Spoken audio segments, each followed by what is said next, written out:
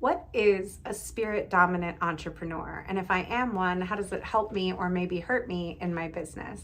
That's what we're going to talk about today. Hi, my name is Cera. I help artists, creatives, and spiritual or healing helping practitioners build the lives and businesses of their dreams. And one of the ways that I do this is through my signature framework, Elemental Entrepreneurship. This video is the last in a little series of videos about what elemental entrepreneurship is and what each of the dominant element types are like. So if you haven't watched the first video where I break down what elemental entrepreneurship is and the areas of business that are contained in each element, hop back there and watch that. If you haven't taken the quiz yet, intuitiveedgecoaching.com/quiz, it's in the box below. Go ahead and take that quiz. If you are a spirit dominant entrepreneur, welcome. I'm excited to talk about your type today. And if you are just watching all of these because you're interested in all of the types, glad to have you. So, spirit dominant, bless you, the most rare type. Spirit dominant entrepreneurs have faith in the process. It's a beautiful thing. They really believe what is for me will not miss me. Everything's going to work. Everything's going to be fine. Everything's going to be okay. The right people are going to show up. The signs are always here. I'm seeing the angel numbers. I'm pulling the cards. I am praying. I am dressing the candles, right? All the things that I need to do on a spiritual tip to make sure that I am aligned with the energetic essence of what I want. There, right? That is a spiritual entrepreneur to a T. That is a beautiful thing.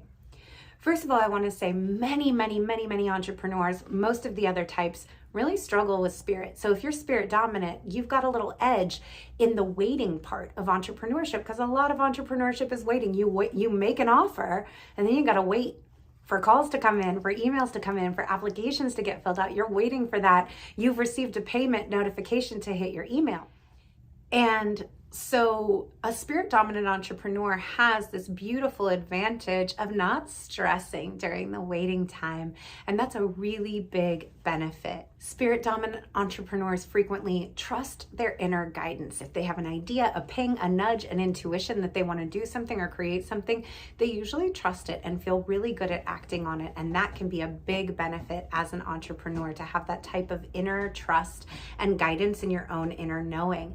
They frequently feel like they're able to just let things flow without needing to control them. That's an area that I struggle. Your girl likes control. I'm a double Taurus, and control's not real. So that can be very hard. Those are areas where I need to call on my spiritual support and my spirit dominant friends and get the pep talk of like, don't need to control it. Let it flow. What's for you won't miss you. Everything will be fine. You can just hang out. You can have faith. You made the prayer, right? God heard it. Now you just get to chill out. And that is such a beautiful, special quality to have.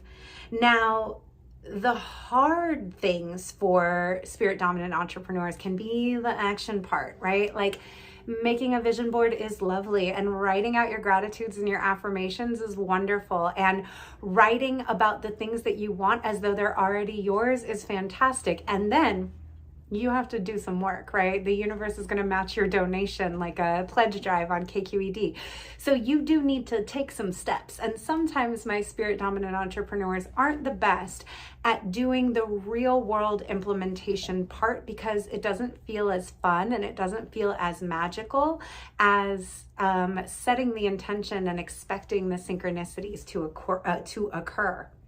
But, right, we have to remember, as above, so below. If we're asking for something, we need to be matching that with our own effort, our own energy, our own work in order to get that result that we're craving. Another really common struggle for the spiritual dominant entrepreneur is that a lot of the earthly systems, the capitalism, the money, the contracts, all that stuff, the Maya, the 3D, they're like, ew.